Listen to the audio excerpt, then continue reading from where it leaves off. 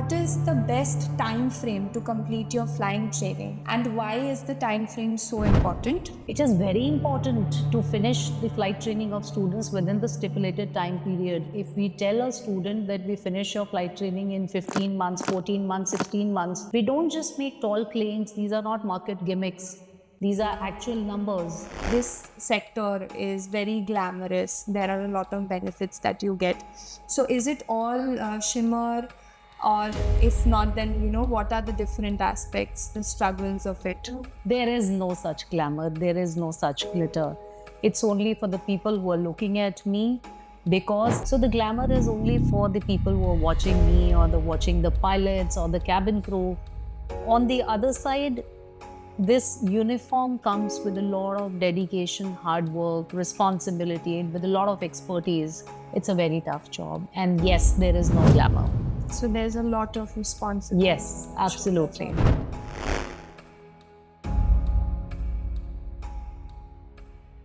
Hello future aviators, and welcome to Redbird Flight Training.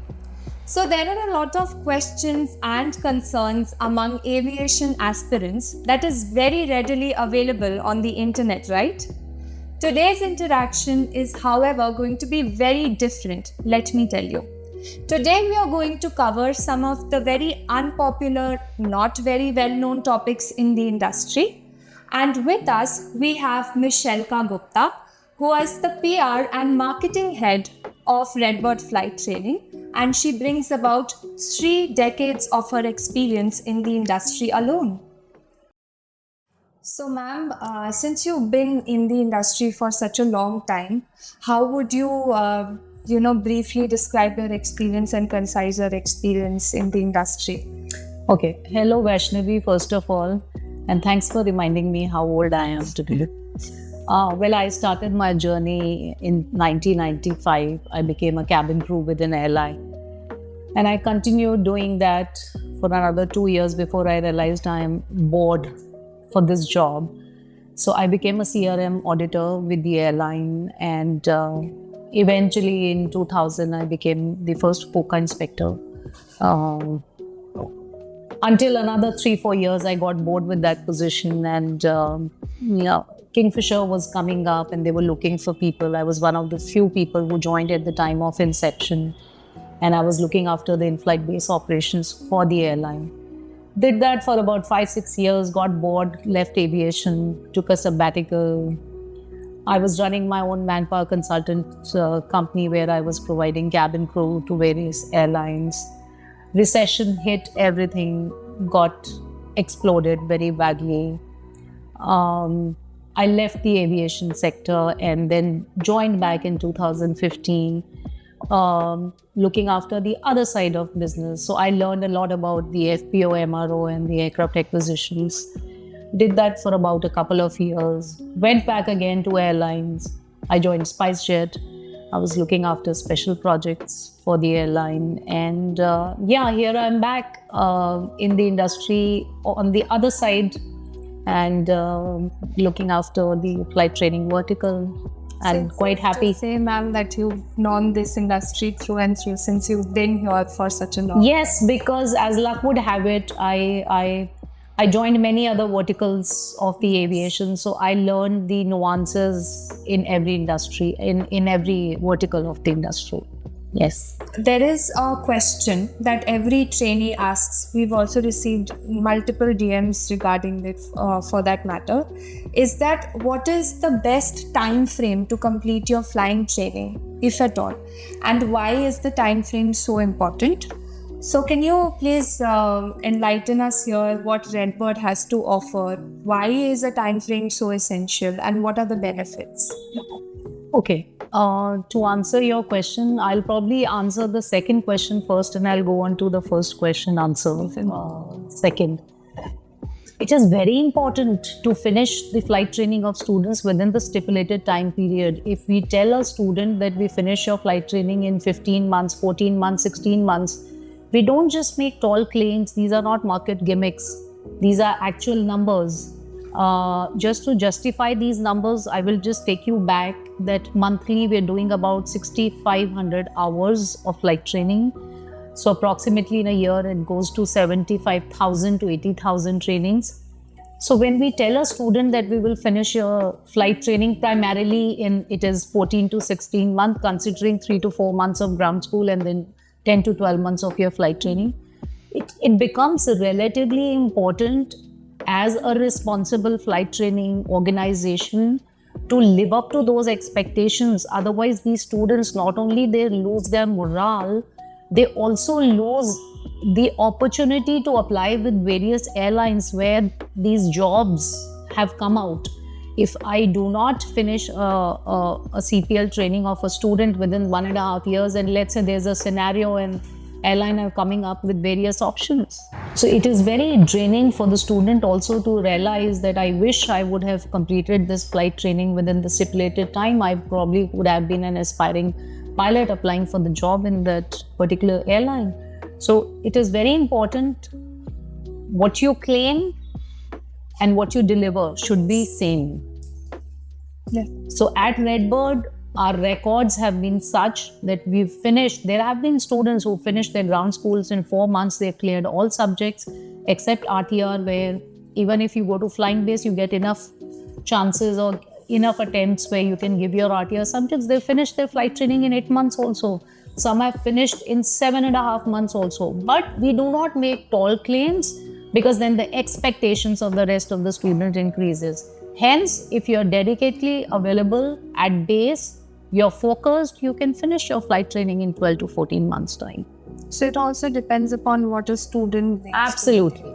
Absolutely. Ma'am, I think even you might have experienced this personally yourself. The passengers, the people, when the cabin crew pilots walk by, they look at you like you are an extraterrestrial being. You don't belong to the earth. And there's also a very well-known talk of the town that this sector is very glamorous. There are a lot of benefits that you get. So is it all shimmer? Or if not, then what are the different aspects, the struggles of it? Well, to answer your question, I've been a crew myself, and there is no such glamour, there is no such glitter. It's only for the people who are looking at me, because I am there on that flight. I have to dress up well, I have to have that feel-good factor, I have to look responsible for the passengers to take me seriously on board. So the glamour is only for the people who are watching me or watching the pilots or the cabin crew. On the other side, this uniform comes with a lot of dedication, hard work, responsibility, and with a lot of expertise. You cannot perform your duties well if you're not well read on your subject. That goes same for a pilot, that goes same for a cabin crew. If I have not had a great briefing, if I don't have my set of crew who are responsible, I'm going to goof up on a flight. So it is as simple as that. On the other side, what you see is, by virtue of this job, you get to travel, you get to have the best of the hotels catering you. I think that a little part added, you can call glamorous, but that too also is the resting time for these cabin crew and pilots. So if you can churn out that little time for yourself and maybe travel and see places, maybe that is one added thrill that I would say is there as a part of the job. Otherwise, it's a very tough job. And yes, there is no glamour. So there's a lot of responsibility. Yes, absolutely. Another very important question is that what is the importance of completing your type rating or even starting it right after flight training? Or what should you do about it? Should you wait for an airline opening and then go for a type rating, ma'am? So to answer this question, I'll take you a little back. In 2024, there have been 2 significant ads by Air India Express and Indigo where the opening was for CPL candidates. It was not for type-rated candidates. And right now, understanding the situation that there's a little tight situation in the next 4-5 months where we are speculating there'll not be enough ads in the market. We've inculcated a scenario within Redbird that what we are trying to start now is that a student, the minute he reaches 100 hours, 150 hours, or 200 hours of his flight training, before he eventually completes his flight training, we will have a couple of, workshops where we're going to also educate them as to how market looks like right now, what it looks like another 1 year to come, where is this growth happening, whether speculating that whether the airline will be adding more CPL openings or whether they will be taking type rating, commercial pilot holders with type ratings. So also whether there'll be enough Boeing advertisements or Airbus advertisements, as 90% of the industry is with Airbus. So we've inculcated this policy also to realize that we're going to educate our students and not really ask them to eventually immediately do type ratings till the time we see that there's enough growth in the market for the type rating candidates. Hence, the student who comes to us and they ask us whether we should immediately go for type ratings, we tell them to hold on right now rather than going and doing these type ratings, because it comes as a cost. You're wanting to do your type rating with Airbus, which a lot of students, by virtue of being in Redbird, you get to do type rating with Airbus themselves, which otherwise Airbus do not inculcate any students for type rating. So hence, we tell them, no, hold on to it, do not rush. And if you have to rush, maybe you may rush in next 4 months or 5 months when we are speculating these ads to come in. But right now there's no rush. So rather save that money and sit on it. And of course, then there is a business avenue that if you've done exceptionally well and you're a bright student, we also offer you a AFI job, which is an assistant flight instructor. So you can do patter flying with us and you can join us as an instructor. So you have a secure job, you have a decent salary, and you're only adding up hours to your credit, right? Which also means that if tomorrow an advertisement comes and you really don't want to just immediately jump on, do type rating and jump on to airline, you can continue being an instructor with us. And after about 2,000, 2,500 hours, of course, it's a direct doorway to an airline. Something which all aspiring students want to know is what are the financials that we're looking at for your CPL flying training and type rating? There's a particular figure. Okay, so as of now, the current scenario is that one can look at approximately 50 to 60 lakhs for a conventional CPL training and another 15 to 20 lakhs for a type rating. So in totality, about between 75 to 80 lakhs. So do you think, ma'am, that, if you're talking about such high figures here, 75 to 80 lakhs, does an aspirant have to come from a lot of wealth? Are we looking at a lot Not of at all. On the contrary, in fact, more than 50% of the students currently undertaking training with us are from remote areas of India. And most of these students don't have any plan as to where they're going to shell out this kind of money to do training. But the fact that there are financial institutions available who are ready to provide you, the fee structure up to, I think, 80% or something like that.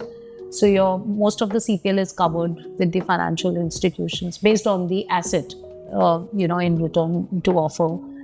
And yes, and once you've done CPL, you've attained that confidence enough for you to decide with, of course, the know-how from the flying training organization to make you understand as to what it looks like, the market looks like. You can decide whether you want to go for type rating, you want to wait for an airline ad to come, or become an instructor with Redbird, or do something else, join the private charter industry. The market is open for you. Yes, talking about the workshops that you mentioned, I think it's a great initiative to, know if you should get more money involved or you should. So Vaishnavi, how we started with this idea was the fact that we also look at a student referral program where there is a support group that we've created with students. So any kind of grievance that they have, they can, have discussion with us. And since that was an open forum, we decided that why not educate our students, rather having our students left with only CPL license in their hand, and they're trying to figure out through their some uncle who's in aviation, or through some other friend's uncle who is in aviation. Why don't we promote this and make it so effective for our students that the minute a student is passed out and he's done his CPL flying, he exactly knows where's the market going. Yes. Currently, the way Airbus aircraft's orders are delayed, and what's happening with Boeing, we see a slum of another 4 to 5 months. Now, if we were to educate these students onto how the market looks like, it becomes relatively easier for these students to wait and not be unsure of what to do, where to go. Even if what you have to do with type rating, where you have to do, is something that we educate them all the time now. So they also feel very confident that we are a very responsible flight training organization. Yeah. But something again that I would like to point out when we are considering the figures in the time frame that is involved. Don't you think, not just anyone should just apply for coming into the industry? There has to be a lot of passion, a lot of dedication. Of course. So if you're unsure of being a pilot, and you don't have the passion and you don't have the skill set, which can be accumulated, however, you have to have that, fire in you to become a pilot. Do not join the industry. Ma'am, talking about a real scenario that's happening, students have completed their 12th exams, even the results are out. So talking about the real time, the market, how does the market look like? Are there enough jobs in the market? What is the scope of aviation in the near future? Something that we could talk about. So Vaishnavi, industry is moving rapidly. There are about more than 1,700 aircraft orders in place, which are in the making, jointly by all leading airlines, including 345 orders by the private charter industry. And so we see a growth trajectory of about 2,000 pilots, finishing CPL, as against a previous requirement of 1,600 to 1,300 pilots in the year 2024 and 23. And then there is a deficit of 2,000 pilots approximately per year, with so many green fields and brown fields, airports coming up, and a lot of infrastructure in the MRO industry and FPO industry. We are only looking at that massive growth. If today a student joins a CPL program, only to realize that in 1.5 years he'll be able to churn out CPL and to start with type rating. The way this growth is going up, we only see enough job creations. In fact, between the demand and supply for pilots will be much lesser, which means the supply of pilots will not be able to sustain the demands of the market. Hence, this is a very booming time for these students to join the industry. And for the students who finish CPL, it's only a matter of 4-5 months before the market will be flooded with enough jobs. With jobs. Yes. So the future looks bright. It is very bright. Now that we've reached, the end of the interaction, there's a question. Actually, there are two questions, but I'll try to frame it into one. So why do you think students should not go abroad, complete their, flying training from India? And if India, then why choose Redbird? Well, I like to rephrase the question. I would not say why you should not go abroad. Of course, as a student, you have the choice to go abroad or to do flight training in India. What has happened, Vaishnavi, last few years, the dynamics of flight training have changed. India has evolved. There are many serious players who are in business of flight training. We at Redbird are not the only ones. We coexist in this system, but there are many other flight training organizations who are doing brilliantly well. Why you should not look at flight trainings abroad is also from the fact that in last few years, the flight training in India has been aggressively happening. The flight training standards have evolved. They're very high. When you go for flight training abroad, you're still, the primary reason that you're going abroad is that I want to do quickest flying. That is primarily. Yes. And of course, then I would, by virtue of that, I'll also get to travel, I'll get to see the country. But my submission to this question is that when you're looking for flight training abroad, thinking that you're doing quickest flying, I think you're able to do quicker flying in India nowadays, number one. Number two, the kind of professional training, pilot training that you're getting here in India. The fact that when you're flying abroad, the aircraft that you choose from are still very conventional and ancient fleet, in contrary to what advanced glass cockpits we are offering in India. I think you have all the reasons not to choose to go abroad, but to do flying training in India. And also the fact that when you do flying training abroad, when you come back, Indian DGCA do not validate the flying training that you've done.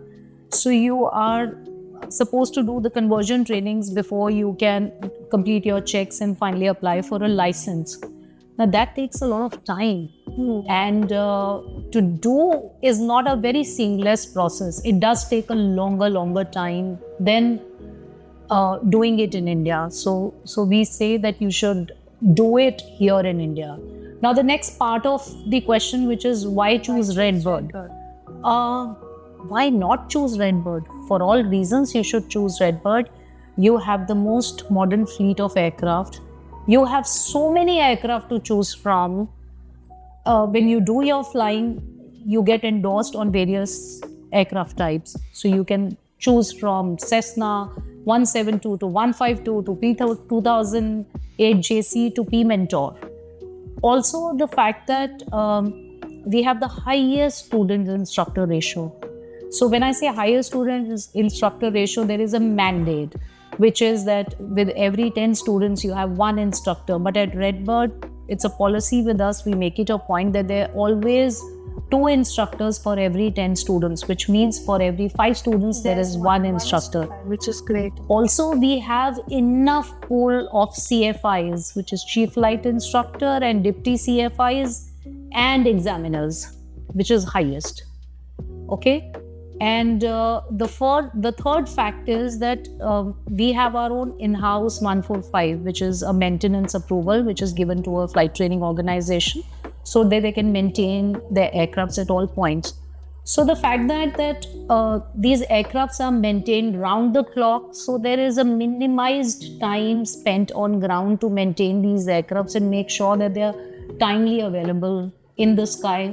Of course, there's a 4, and the main reason is that geographically we are so well positioned with our bases that there are not weather delays, there are not other related delays, and even if there are any delays, there is a monsoon which is stuck or anything, we make sure we send our students to other bases. So there's a continuous flow of flight training. So I think based on all these reasons, I would like to summarize that we want to coexist.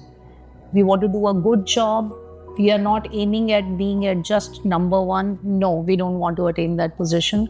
We want to probably attain it, and what we are retaining it right now is we want to have the highest safety standards and highest standards of know-how for our students. The vision that goes. Yes.